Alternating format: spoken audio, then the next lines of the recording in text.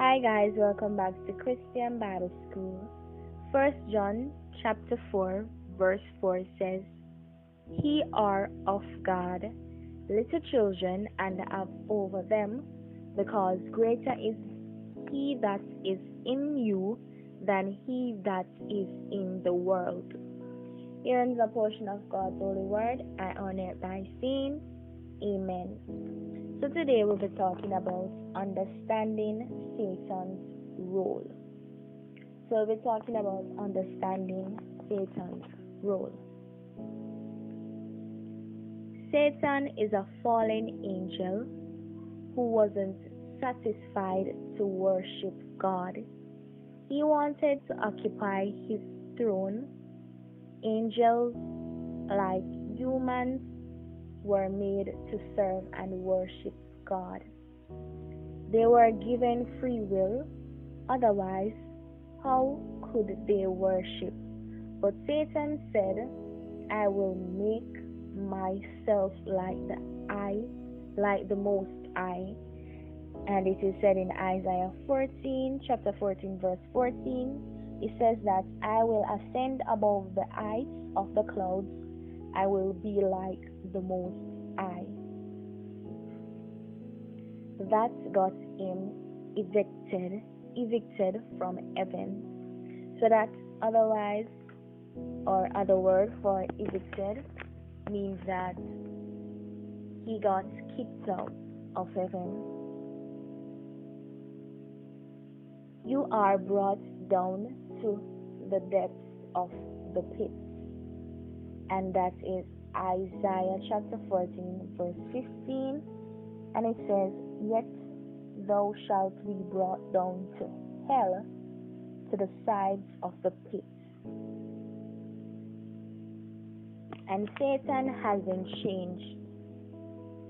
He's as self-centered now as he was then. And he's just as limited now as he was then. Even when his heart was good, he was inferior to God. God knows everything. Angels only know what he reveals. God is everywhere. Angels can only be in one place.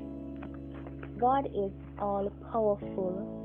Angels are only as powerful as God allows them to be. So Satan is still subservient to God. And every time he tries to advance his cause, he ends up advances God's cause. In the Serpent of Paradise, a pastor and an author writes that Satan has different roles to play. Depending on God's counsel and purposes, we must bear in mind that he does have frightful powers, but knowing that those can only be exercised under God's discretion and pleasure gives us hope. Satan is simply not free to wreak havoc on people at will. Satan doesn't want you to know that he'd rather you be deceived into thinking of him as an independent force with unlimited power. But he's not, and he'd rather you'd never hear these words. So God's Spirit, who is in you, is greater than the devil.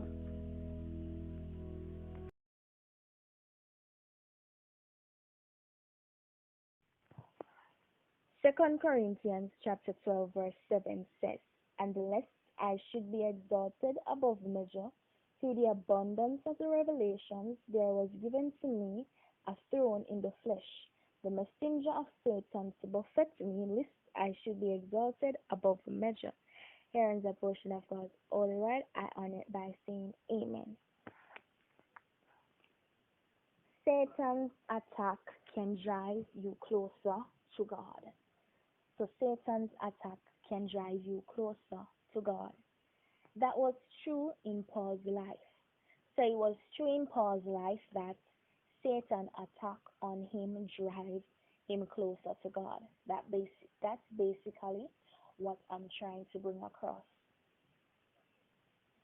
Think of Paul's resume, a personal audience with the resurrected Christ, a participant in heavenly visions, an apostle chosen by God, an author of the Bible.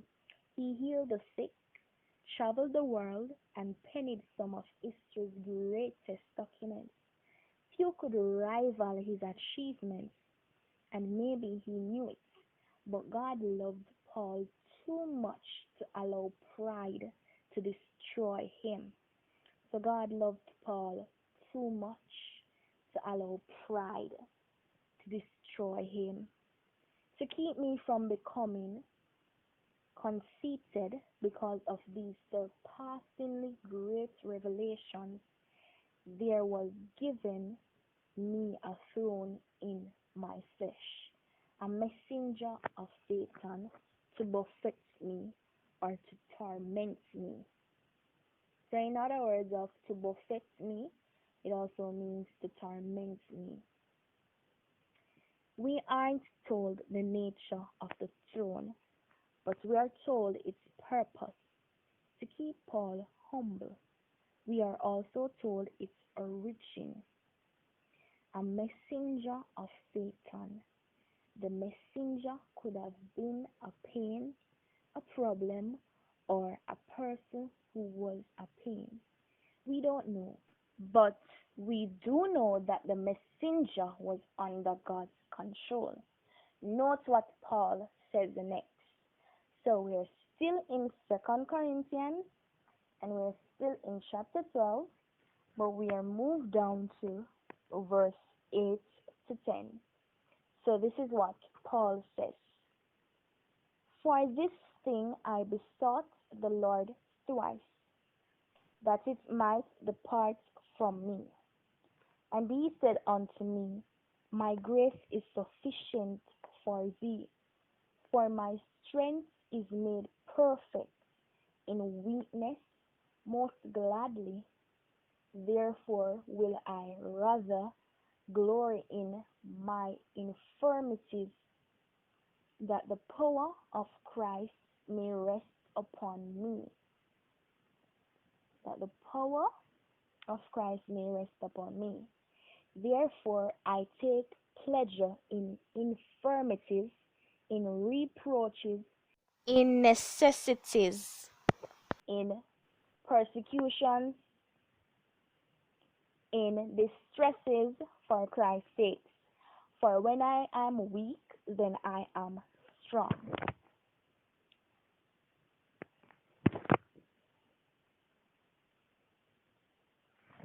So that last part says, for when I am weak, I am strong. So Paul is saying, when he is weak, he is indeed strong. Here's a truth that can transform every test into a potential triumph. Satan and his forces are simply a tool in the hand of God to strengthen you. So let me repeat that last part.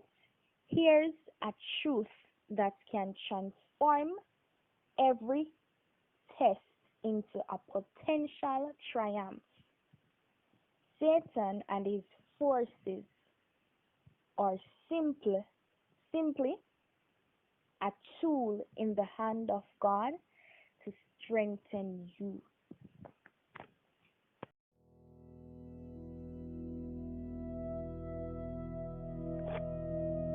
Job 42 verse 11 says, Then came there unto him all his brethren, and all his sisters, and all they that had been of his acquaintance before, and did eat bread with him in his house, and they bemoaned him and comforted him over all the evil that the Lord had brought upon him. Every man also gave him a piece of money, and everyone an earring of gold. Here is a portion of God's holy word. Honor thy saying.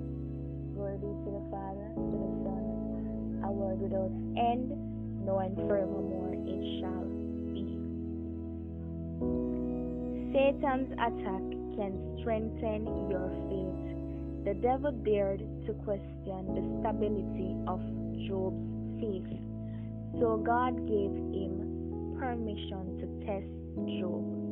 The Lord said to Satan, "All right then, everything Job has in your power, but you must not touch Job himself."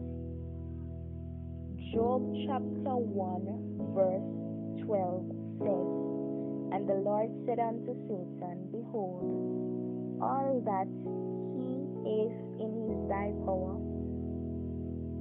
only upon himself, but not forth thine hand." So Satan went forth from the presence of the Lord. Notice God set both the permission and the parameters of the struggle. Job passes the test, and Satan complains that Job would have fallen had he been forced to face pain.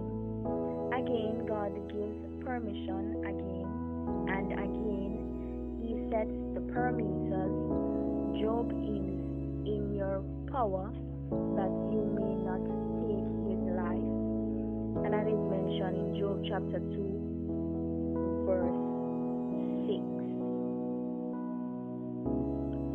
Through the pain and the questions or abundance, in the end, Job's faith and health are greater than ever. Again, we may not understand the reason for the test, but we know its source. Hear this verse from the last chapter of the book of Job. The family of Job comforted him and made him feel better about the trouble the Lord had brought on him. Satan has no power except that which God gives him.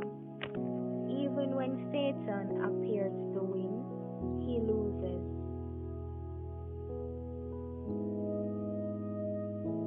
Martin Luther was right on target when he described the devil as God's tool, a hoe he uses to care for his garden. The hoe never cuts what the gardener intends to save, and never saves what the gardener intends to weed. Surely, a part of Satan's punishment is the frustration he feels is unwillingly serving as a tool to create a garden for God. So be encouraged today. Satan's attack will strengthen your faith, refine it, and take it to greater heights. And in ending the part 3, it says, "So be encouraged today. Satan's attack will strengthen your faith, refine it, and take it to greater heights." There's a song that says, I'm pressing on the upward way. New heights I'm gaining every day. So be encouraged once again.